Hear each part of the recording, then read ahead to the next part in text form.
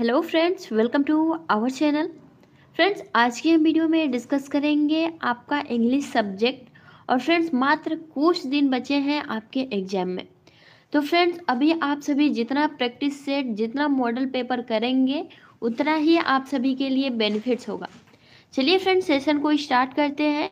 सबसे पहले आप इस वीडियो को, इस लाइव सेशन को ज़्यादा से ज़्यादा शेयर कर दीजिए जिस भी ग्रुप में है, ताकि और भी प्रशिक्षुओं को हेल्प मिल सके। ठीक है, और ये आपके एग्जाम पॉइंट व्यू से रिलेटेड क्वेश्चंस बनाए गए हैं।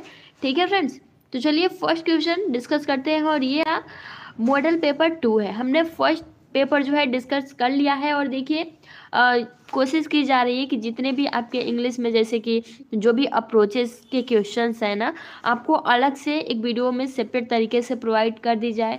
जो टेंसेस के क्वेश्चन पूछे जाते हैं, ठीक है, वो भी आप सभी को अलग प्रोवाइड कर जाए। ठीक है, तो चलिए फ्रेंड्स, वीडियो को स्टार्ट करते हैं। और फर्स्ट प्रश्न अभी आपके स्क्रीन पर है। और ये आपका मल्टीपल क्वेश्चन है, बहुविकल्पीय। देख सकते हैं, ही has a great affection dot dot dot me. Friends, ये आपके प्रीवियस ईयर 2 बार ये क्वेश्चन पूछा हो सकता है कि फिर से। और आप सभी को पता होना चाहिए कि जो आपका डीएलएड का एग्जाम है ना, इसमें क्वेश्चन जो होते हैं वो बहुत रिपीटेड होते हैं। यानी कि सेम क्वेश्चंस आप सभी को उठाकर दे दिया जाता है। तो अगर आप प्रीवियस ईयर पेपर और प्रैक्टिस सेट करे होंगे तो आप सिंपली जो प्रश्न है उन्हें सॉल्व कर सकते हैं। तो he has great affection dot dot dot me. Affection मतलब होता है लगाव। ठीक है, तो टू, फ्रॉम, फॉर, विद, कौन सा इसमें सूटेबल है जो कि हम इसमें फिलअप कर सकते हैं। तो friends, he has a great affection for मी, उन्हें हमसे बड़ा लगाव है। ठीक है, इसका जो हिंदी अनुवाद है तो आप यहीं से बना सकते हैं, ही हैज ए ग्रेट अफेक्शन, उन्हें हम जो है उन्हें लगाव है। मी, ठीक है, मी है मतलब मेरे लिए। तो फोर, अफेक्शन के बाद आप सभी हमेशा याद रखें, अफेक्शन जो होता है इसके आगे फोर ही यूज होता है, कहीं भी आप देख लीजिएगा। तो ये भी एक इम्पोर्टेंट पॉइंट है, याद रखें। ठीक है, अफेक्शन के बाद जो है आप सभी का फॉर ही आएगा। He has a great affection for me. Option number C इसका करेक्ट हो जाएगा। नेक्स्ट फ्रेंड्स, अभी आपके स्क्रीन पर है प्रश्न नंबर 2। और देख सकते हैं, हो सकता है कि ये आपके अति लघु उत्तरीय में पूछ लिया जाए। Direct method is also known as. Direct method को जो है हम और किस नामों से जान सकते हैं। Substitution method, grammar translation method, natural method, या फिर डॉक्टर वेस्ट न्यू मेथड। आपको क्या, अब देखिए, आपके जब लघु उत्तरीय प्रश्न में यानी कि शॉर्ट क्वेश्चन में पूछ देगा कि आप डायरेक्ट मेथड को डिफाइन करें, या फिर डायरेक्ट मेथड किसके रिएक्शन पे आया। तो हमने आप सभी को हर वीडियो में कहा है, डायरेक्ट मेथड जो है किसका रिएक्शन है, तो जीटीएम मेथड, यानी कि आपका ग्रामर ट्रांसलेशन मेथड के रिएक्ट पे ही जो है डायरेक्ट मेथड आया। ठीक है, अगर डिफाइन करने के लिए बोल दे तो आप सिंपली कह सकते हैं कि जो आपका डायरेक्ट मेथड है इसमें मदर टंग का कोई भी यूज नहीं होता है, नो यूजेज मदर टंग, और न ही ट्रांसलेशन का यूज होता है। ऐसे आप पॉइंट कर करके लिख सकते हैं, इसमें मदर टंग का ना यूज होता है, ना ट्रांसलेशन पर फोकस करा जाता है। जो बात होती है वो इंग्लिश टू इंग्लिश होती है, और ये एक टारगेट लैंग्वेज है। बस इतना ही लिखना है और आगे आपको कुछ नहीं लिखना है। ठीक है, तो हम इसे और किस नामों से जान सकते हैं, तो नेचुरल मेथड या फिर ओरल मेथड भी कह सकते हैं। ठीक है, तो ये अदर्स जो नेम है हमने डिस्कस करा है फ्रेंड्स। और इसलिए जैसे ये लाइव सेशन समाप्त होगा तो वो आप सभी को वीडियो प्रोवाइड कर दी जाएगी, जिसमें सारे अप्रोचेज जो है हम एक ही वीडियो में आप सभी को प्रोवाइड किए हैं। तो एक बारी देख कर जाइएगा, क्योंकि अप्रोचेस से रिलेटेड आप सभी के प्रश्न बनेंगे, बहुविकल्पीय, अति लघु उत्तरीय और लघु उत्तरीय तीनों फॉर्मेट में। ठीक है, बहुत ही इंपॉर्टेंट होने वाला। तो इसका जो करेक्ट आंसर हो जाएगा वो हो जाएगा नेचुरल मेथड।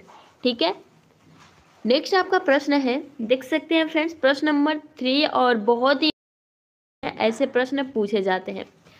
प्रश्न क्या पूछ रहा है, which primary skills are to be developed grammar translation method, यानी कि which primary skills are to be developed through, किसके थ्रू, तो जीटीएम मेथड, यानी कि ग्रामर ट्रांसलेशन मेथड के द्वारा प्राइमरी स्किल्स जो है आप सभी को बताना है, यानी कि जो भी बच्चे आपके प्राइमरी लेवल आप सभी को पढ़ाना है, आप सभी को भावी अध्यापक बनना है, तो उनके अंदर कौन सी स्किल्स होनी चाहिए अकॉर्डिंग, तो ग्रामर ट्रांसलेशन मेथड। अब देखिए फिर से अप्रोचेस, अगर आप जानते होंगे कि हमारा ग्रामर ट्रांसलेशन मेथड क्या है, तो सिंपली आप इसे सॉल्व कर सकते हैं। कैसे? तो हमने क्या जाना था, जो हमारा ग्रामर ट्रांसलेशन मेथड है वो मदर टंग पर फोकस करता है, ठीक है। और जो आपका चलता है, जो आपका डिडक्टिव होता है, यानी कि रूल बाय एग्जाम्पल चलता है। पहले रूल बताया जाता है, देन आपको यानी कि टेक्स्ट बुक का ज़्यादा प्रयोग किया जाता है, रीडिंग एंड राइटिंग पर ज़्यादा फोकस किया जाता है ना। ये सब हमने पढ़ा था ना। और देखिए कहीं आपको ऑप्शन में दिख रहा है, और इसमें जो भी खामियां होती हैं बच्चों द्वारा, तो टीचर्स जो है करेक्ट करते हैं, और इसमें जो स्टूडेंट होते हैं वो एक्टिव नहीं होते हैं जीटीएम मेथड में। बस इतना पॉइंट आप सभी याद रख लीजिए, ठीक है। और आगे आपको कुछ नहीं याद रखना है। तो इसमें जब हमने अभी कहा कि इसमें रीडिंग एंड राइटिंग पर फोकस किया जाता है, ट्रांसलेशन टू ट्रांसलेशन बात की जाती है, मदर टंग अगर ये सेब है तो इसे कहा जाएगा कि हम इसे इसमें एप्पल कहते हैं। अगर ये एप्पल है तो हम इसे बच्चों को बताएंगे कि हम अपने मातृभाषा में इसे सेब कहते हैं। तो ऐसे भाषा का प्रयोग किया जाता है, यानी कि जो हिंदी में होगा हम उसे इंग्लिश में बताएंगे, जो इंग्लिश में होगा उसे हम हिंदी में बताएंगे, फॉरेन लैंग्वेज को जो है इजीली जानने के लिए, ठीक है। तो रीडिंग एंड राइटिंग जो है इसका करेक्ट आंसर हो जाएगा बी, रीडिंग एंड राइटिंग पर फोकस किया जाता है। और यहाँ जीटीएम मेथड के थ्रू पूछा गया है, इसीलिए फ्रेंड्स, ठीक है। अगर किसी और के माध्यम से, अगर डायरेक्ट मेथड के माध्यम से पूछ दिया जाता तो लिसनिंग एंड स्पीकिंग। तो फ्रेंड्स कुछ कुछ पॉइंट की वजह से जो है आपके ऑप्शन चेंज हो जाते हैं, तो इन बातों को जरूर ध्यान में रखिएगा, ठीक है। नेक्स्ट आपका प्रश्न है, देख सकते हैं, which is a respective skills. Respective skills के बारे में पूछा जा रहा है, लिसनिंग, स्पीकिंग, राइटिंग या फिर ऑल। तो फ्रेंड्स आप सभी को सिंपली पता होना चाहिए, जो आपका रिस्पेक्टिव स्किल्स है वो लिसनिंग भी है, स्पीकिंग भी है, राइटिंग भी है और ऑल भी है, यानी कि ये सभी, ठीक है। और देखिए आप राइटिंग पर बिल्कुल मत जाइएगा, क्योंकि नोट्स आप सभी के लिए बहुत ज़्यादा नोट्स बनाना है, ठीक है। और इस पर तैयारी चल रही है, और आप सभी बस अच्छे से तैयारी करिए, कुछ दिन और बचे हैं। आई होप कि आप सभी का पेपर अच्छा होगा। और कल आपने जैसे देखा होगा कि जो भी थर्ड सेमेस्टर के प्रशिक्षुओं का पेपर था, मैथ या फिर इंग्लिश, तो उनका पेपर बहुत ही अच्छा गया है ना। नेक्स्ट आपका प्रश्न है, which of the following are direct speech. तो देखिए डायरेक्ट स्पीच में कौन कौन से जो वर्ड्स हैं उन्हें फॉलो किया जाता है, तो this, now, all of the above, यानी कि ये सभी, ठीक है। डायरेक्ट स्पीच में जो है इन सारे वर्ड्स का प्रयोग किया जाता है। साथ ही फ्रेंड्स अगर यहाँ इनडायरेक्ट स्पीच हो जाता तो डैट, दोज, डैट, दे, ठीक है, ये सारे जो वर्ड्स हैं वो इनडायरेक्ट में प्रयोग आते हैं। तो ये आप सभी जरूर मेंशन कर लीजिए अपने माइंड में, ठीक है। नेक्स्ट प्रश्न फ्रेंड्स देखते हैं, प्रश्न नंबर 6 पूछा जाए आपसे, kinds of subordinating conjunction are. और ये आपका कंजक्शन का टाइप है, सबऑर्डिनेटिंग, कोऑर्डिनेटिंग, ठीक है। तो पूछा जा रहा है कि सबऑर्डिनेटिंग का कितने प्रकार हैं, कितने टाइप्स हैं, यानी कि काइंड्स ऑफ। तो फ्रेंड्स देखिए kinds of subordinating conjunction are, आपका टाइम भी होता है, पर्पज भी होता है, कंडीशन भी होता है, यानी कि ऑल ऑफ द एबव, ठीक है, ऑल ऑफ देम। तो ये जो है इसका करेक्ट आंसर क्या हो जाएगा, 4 हो जाएगा, टाइम, पर्पज, कंडीशन, ठीक है। ये हमारे सब क्या होते हैं, सब ऑर्डिनेट कंजक्शन होते हैं। नेक्स्ट आपका प्रश्न है प्रश्न नंबर 7। फ्रेंड्स अगर आपको नेक्स्ट हमारा प्रश्न है कि how many type of letter are there, यानी कि लेटर्स के कितने टाइप्स होते हैं। और बहुत ही इंपॉर्टेंट फ्रेंड्स ये प्रश्न है आप सभी के लिए, how many types of letter are there, 2 types, 3 types, 1 types and 5 types. कौन सा करेक्ट आंसर हो जाएगा। तो फ्रेंड्स देखिए आप सिंपली कह सकते हैं फॉर्मल, इनफॉर्मल, औपचारिक, अनौपचारिक, यानी कि हमें सिंपली पता है कि जो लेटर होता है वो हमारे 2 टाइप्स के होते हैं, 2 प्रकार के होते हैं, फॉर्मल और इनफॉर्मल। तो इसका जो करेक्ट आंसर हो जाएगा वो हो जाएगा option number A, 2 types. Letter हमारे 2 प्रकार के हो सकते हैं, ठीक है, होते हैं। नेक्स्ट आपका प्रश्न है, देख सकते हैं फ्रेंड्स, और ऐसे प्रश्न आपके बहुविकल्पीय, अति लघु उत्तरीय प्रश्न में भी पूछे जाएंगे, ठीक है। नेक्स्ट है, he is not eligible dot dot dot the post on for 8N। और फ्रेंड्स आप सभी को हम यहाँ सिंपली बता देना चाहते हैं कि जब भी कोई फिलअप करने वाला आप सभी के सामने सेंटेंस आए तो ज़्यादा तो है प्रीपोजिशन ही होता है। तो एक काम करिएगा, प्रीपोजिशन का जो टॉपिक है आप उसे अच्छे से क्लियर कर लीजिएगा कि कहाँ और कैसे यूज किया जाता है, समझ लेना। बाकी हम कोशिश कर रहे हैं कि आप सभी को सारे अप्रोचेज, ठीक है, सारे टेंसेस जो भी इम्पोर्टेंट है, सारा आपका कंपाउंड कॉम्प्लेक्स जितने भी सेंटेंस है, लेसन आपका जो है गुड लेसन प्लान के बारे में सब कुछ आप सभी को सेपरेट एक तरीके से वीडियो में प्रोवाइड कर दी जाए। लेकिन उसके लिए आप सभी को सपोर्ट करना पड़ेगा। आप सभी अभी वीडियो को लाइक कर दीजिए और जो भी आपके दोस्त फ्रेंड्स हैं उनको ज़रूर शेयर कर दीजिए। तो ही इज नॉट एलिजिबल, आप सिंपली कह सकते हैं ही इज नॉट एलिजिबल, यह एलिजिबल नहीं है द पोस्ट, ठीक है, इस पोस्ट के लिए एलिजिबल नहीं है। तो क्या होगा, he is not eligible for the post. और फ्रेंड्स आप सभी को पता होना चाहिए एलिजिबल के साथ कभी भी फॉर का यूज होता है। कहीं भी एलिजिबल किसी भी सेंटेंस में आ जाए तो हमने क्या जाना था पहले, अफेक्शन कहीं भी वर्ड में आ जाए तो वहाँ फॉर का यूज होता है। और एलिजिबल भी अगर कहीं भी आप सभी के वर्ड में आ जाए, सेंटेंस में आ जाए तो उसके आगे हम फॉर का यूज करेंगे। तो he is not eligible for the post, ठीक है। तो ऑप्शन नंबर सी इसका करेक्ट आंसर हो जाएगा। नेक्स्ट आप देख सकते हैं वेरी शॉर्ट प्रश्न, यानी कि अति लघु उत्तरीय प्रश्न। Change the following into present continuous tense. एक सेंटेंस दे दिया गया है और बोला गया है कि आप सभी को इसे प्रेजेंट कंटिन्यूअस में चेंज करना है। तो ही लर्न्स हिज लेसन। तो आप सभी को सिंपली पता है कि आप सभी को क्या दिया गया है, पास्ट इंडेफिनिट दिया, प्रेजेंट इंडेफिनिट दिया गया है और बोला गया है कि आप इसे प्रेजेंट कंटिन्यूअस में मतलब चेंज करना है। यानी कि प्रेजेंट इंडेफिनिट को प्रेजेंट कंटिन्यूअस में आप सभी को चेंज करने के लिए बोला गया है। तो ही लर्न्स हिज लेसन, ठीक है, इसमें एस जुड़ा है तो हमें सिंपली पता चल गया हिज लेसन, यानी कि ही लर्न्स हिज लेसन। तो देखिए वह अपना पाठ याद किया, हिज लेसन का जो है होता है अपना पाठ होता है, ठीक है। तो देखिए फ्रेंड्स इसे हम प्रेजेंट कंटिन्यूअस में कैसे जोड़ेंगे। सबसे पहले तो आप सभी को प्रेजेंट इंडेफिनिट का इज एमआर, ठीक है, आप सभी को पता होनी चाहिए। अब जो आपका वर्ब होता है फर्स्ट फॉर्म का होता है और उसमें आईएनजी जुड़ जाता है। तो हम कैसे करेंगे, ही इज, ठीक है, ही इज लर्न, लर्न का आईएनजी जोड़ेंगे तो लर्निंग हिज लेसन, यानी कि अपना पाठ, वह अपना पाठ याद कर रहा है, ऐसे लेसन हो जाएगा, ठीक है। तो इसमें या फिर आप मेमोराइजिंग भी कह सकते हैं, कुछ भी कह सकते हैं, लर्निंग भी कह सकते हैं या फिर मेमोराइजिंग भी कह सकते हैं, हिज लेसन यानी कि अपना पाठ। तो हम ऐसे चेंज कर सकते हैं और एक प्रश्न आप सभी का इससे रिलेटेड आएगा चेंज को लेकर, ठीक है। नेक्स्ट आपका प्रश्न है, उसके बाद से आपका प्रश्न होगा change the following into passive voice. आप सभी को एक सेंटेंस दे दिया गया होगा और बोलेगा कि आप सभी को उसे पैसिव वॉइस में चेंज करना है। तो सेंटेंस देख सकते हैं, I am writing a letter, I am writing a letter. तो ये आपका ऑब्जेक्ट हो गया और ये आपका सब्जेक्ट हो गया।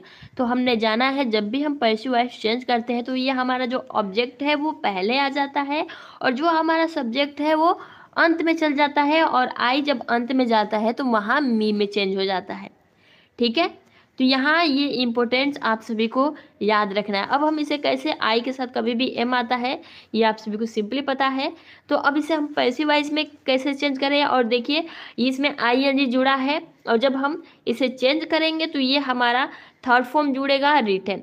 तो इसे देख सकते हैं ये हमारा ऑब्जेक्ट इधर आएगा तो ए लेटर इज बिंग का प्रयोग होता है, ठीक है। आप सभी को सिंपली पता है पैसिव वॉइस अगर आप पढ़े होंगे तो इज बिंग रिटन बाय मी, आई इधर आया तो मी हो गया और बाई मतलब के द्वारा, ठीक है। तो a letter is being written by me, मेरे द्वारा जो है लेटर लिखा, ठीक है, लिखा गया। तो ऐसे आप सिंपली बना सकते हैं इसे, क्योंकि पैसिव वॉइस मतलब के द्वारा, जो भी जितने भी सेंटेंस होते हैं उसके द्वारा, मेरे द्वारा, ठीक है, बाई का यूज किया जाता है और जो भी रूल्स एंड रेगुलेशन है इसमें यूज करे जाते हैं। नेक्स्ट आप देख सकते हैं हमने बहुत सारे इसमें आप सभी के प्रश्न ले लिए हैं, क्योंकि ये हर टाइप से आप सभी के प्रश्न पूछे जा सकते हैं। कंप्लीट द फॉलोइंग सेंटेंस, देख सकते हैं सेंटेंस दे दिया होगा, ही इज डॉट डॉट होगा इन या फिर इनटू, इस दोनों में से कौन सा फिलअप, कौन सा सूटेबल है, आप सभी को यहाँ फिलअप करना है। तो फ्रेंड्स सिंपली कह सकते हैं ही इज इनटू, कभी आपने सुना है इनटू द हाउस, आपने इतना ट्रांसलेशन बना लिया है नहीं ना? तो फ्रेंड्स आप थोड़ा अपने से ही कॉमन सेंस लगाकर जो है he is in the house, ठीक है। तो आप सिंपली यहाँ किसका प्रयोग होगा, तो इनका प्रयोग होगा, ठीक है, he is in the house. उसके बाद से नेक्स्ट आप देख सकते हैं, एक नेक्स्ट आपका प्रश्न है, they live dot dot dot Mumbai. अब यहाँ इन आएगा कि एट आएगा, कौन सा सूटेबल हो सकता है, दे लिव, ठीक है, वे रहते हैं इन मुंबई, मुंबई में, ठीक है। एट कभी नहीं आएगा क्योंकि रहने की बात बोली जा रही है, और जब भी रहने की बात बोली जा रही है, इन द हाउस ये भी रहने वाली बात है, इन द मुंबई, ठीक है, वे रहते हैं कहाँ, तो मुंबई में, मुंबई में, तो यहाँ इन हो जाएगा, ठीक है। तो इन दोनों जगह पर हम फिलअप करेंगे। अब नेक्स्ट एक प्रश्न पूछ दिया जाएगा, stand on the bench. Friends इसमें पूछ दिया जाएगा कि प्रीपोजिशन कौन सा है, या फिर ऐसे पूछ देगा stand dot dot dot the bench, तो पूछ दिया जाएगा यहाँ इन आएगा या फिर ऑन आएगा। तो फ्रेंड्स आप सभी को सिंपली पता है ये सारे प्रीपोजिशन, और पूछ दिया जाएगा अगर स्टैंड ऑन द बेंच, इसमें प्रीपोजिशन कौन सा है, तो ऑन है, ठीक है। ऑन जो है आपका प्रीपोजिशन है। अगर फिलअप की बात की जाए तो stand dot dot dot the bench, तो स्टैंड ऑन द बेंच, ठीक है। तो आप सभी को ऐसे फिलअप करना है। अब नेक्स्ट एक फिलअप करने वाला बहुत ही इंपॉर्टेंट है, डैट डैट डैट राम। तो आप सभी को दे देगा अबाउट या फिर बियॉन्ड, तो कौन सा इसमें करेक्ट हो जाएगा, तो टेल मी अबाउट राम, यानी कि राम के बारे में कुछ बोलो या फिर बताओ, ठीक है। तो यहाँ अबाउट हो जाएगा, टेल मी अबाउट राम, ठीक है। तो ये कुछ पॉइंट जो है और इससे रिलेटेड ही आपके प्रश्न पूछे जाते हैं। नेक्स्ट आपका प्रश्न है, complete the following sentence. Friends उसके बाद से एक अति लघु उत्तर में फिर से बारी प्रश्न आप सभी को पूछा जाएगा, if you had worked hard U dot dot dot past. तो यहाँ आप सभी को फिलअप करना होगा कि क्या यहाँ भरा जाएगा। Complete the following sentence, if you had worked hard, अगर तुम कड़ी मेहनत करते, थोड़ी और मेहनत करते, तो यू जो है मतलब यू पास्ड। तो फ्रेंड्स हमने पहले की वीडियो में जब हमने पहले मॉडल डिस्कस करे तो हमने कहा था कि कभी भी अगर सेंटेंसेस में संभावनाएं जताई जा रही हो तो वहाँ हम वुड का प्रयोग करते हैं। तो यहाँ क्या कहा जा रहा है, if you had worked hard, अगर तुम और मेहनत करते तो यू वुड हैव पास्ड, तो तुम पास हो जाते, है ना। अब पता नहीं मेहनत करेगा कि नहीं करेगा, पास होगा कि नहीं होगा, इसमें एक संभावनाएं जताई जा रही है कि अगर तुम मेहनत करते तो पास हो जाते। तो कहीं भी अगर ऐसा वर्ड आए तो वुड या फिर वुड हैव का प्रयोग किया जाता है। अब आपके ऑप्शन के अकॉर्डिंग, या फिर हो सकता है फ्रेंड्स बहुत, देखिए ये जो आपका प्रश्न पूछेगा ना, इसमें कोई भी आप सभी को ऑप्शन नहीं दिया होगा, खुद आपको ये सेंटेंस कंप्लीट करना होगा, ठीक है। तो अगर संभावनाएं वाले सेंटेंस आप सभी को दिखे तो वुड का प्रयोग किया जाता है। विल को जो है जब संभावनाएं प्रयोग होती है तो वुड हो जाता है विल का ही, ठीक है। तो ये आप सभी को बातें याद रखनी है। नेक्स्ट आपका प्रश्न है, which form of verb use in past indefinite tense. पूछा जा रहा है कि पास्ट इंडेफिनिट में कौन सा वर्ब का मतलब जो आपका वर्ब होता है कौन सा फॉर्म प्रयोग किया जाता है, फर्स्ट, सेकेंड, या फिर यानी कि अगर मान लीजिए गो, वेंट और गॉन, तो ये आपके थर्ड मतलब तीनों फॉर्म हो गए, गो, वेंट, गॉन, ये आपका फर्स्ट, ये आपका सेकेंड फॉर्म और ये थर्ड फॉर्म। तो यही पूछ रहा है कि पास्ट इंडेफिनिट में कौन सा फॉर्म का यूज किया जाता है। तो फ्रेंड्स हमने जाना था, जब हमने टेंसेस के बारे में पढ़ा था तो हमने क्या जाना था, जो एक पास्ट इंडेफिनिट है ये आपका बिल्कुल डिफरेंट है। डिफरेंट कैसे, तो प्रेजेंट इंडेफिनिट और फ्यूचर इंडेफिनिट में वर्ब का फर्स्ट फॉर्म यूज होता है, ठीक है। और ये जो आपका पास्ट इंडेफिनिट है इसमें वर्ब का सेकेंड फॉर्म यूज होता है, एक यही मात्र, और जो सेकेंड फॉर्म का यूजेस है, जो भी हमारे वर्ड्स हैं, सेंटेंसेस हैं, तो वो सिर्फ पास्ट इंडेफिनिट में ही होते हैं, यानी कि सेकेंड फॉर्म का। तो second form of verb is use in past indefinite tense. तो यहाँ से भी आप याद रख सकते हैं कि हम जो हमारा सेकेंड वर्ब होता है वो सिर्फ ओनली टू ओनली हम पास्ट इंडेफिनिट ही यूज करते हैं, ठीक है। बाकी हमारा प्रेजेंट इंडेफिनिट और फ्यूचर इंडेफिनिट दोनों में ही हम फर्स्ट मतलब जो है फर्स्ट फॉर्म का वर्ब यूज करते हैं, लेकिन पास्ट इंडेफिनिट पे हम सेकेंड फॉर्म का वर्ब यूज करते हैं, ठीक है। नेक्स्ट, और इन अच्छे से जाना था, अगर आपने वो क्लासेस नहीं देखा है तो फ्रेंड्स आप जाइए वीडियो देखिए पहले। देखिए नेक्स्ट आपका प्रश्न है व्हाट इज कोलरेटिव कंजक्शन, और ये आपका तीसरा प्रकार है कंजक्शन के। पहला तो कोऑर्डिनेट, सेकंड आपका सबऑर्डिनेट और थर्ड आपका कोलरेटिव, ठीक है।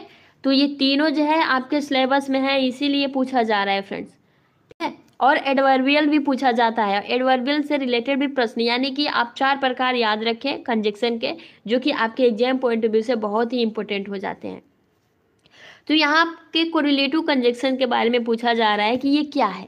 तो फ्रेंड्स आपने बहुत सारे वर्ड सुने होंगे जो भी पेयर्स बनाते हैं, ठीक है। ऑलवेज जो यूज होता है वो टुगेदर, यानी कि एक दूसरे के लिए होता है, जैसे कि both, and, not only, but also, either, nor, और, ठीक है। तो ये सारे जो सेंटेंसेस हैं वो क्या है, तो आपके कोरिलेटिव कंजक्शन है, यानी कि एक पेयर्स बनाता है, ठीक है। और जो इसका ऑलवेज यूज है वो टुगेदर, यानी कि एक दूसरे के लिए होता है, ठीक है।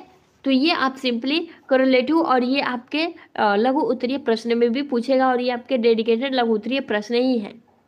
तो फ्रेंड्स इन बातों को आप याद रखिए, correlative conjunction, but also, not only, ये सब आप सभी याद रखिए। नेक्स्ट आपका प्रश्न है फ्रेंड्स, अगर आपको सेशन अच्छा लग रहा हो तो एक बार लाइक कर दीजिए, ठीक है, ताकि इससे हमें मोटिवेशन मिले।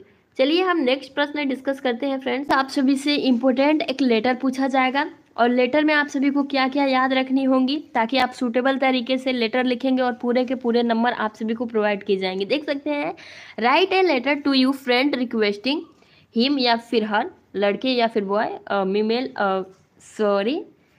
फीमेल और मेल के लिए, ठीक है, हिम हर का प्रयोग करते हैं।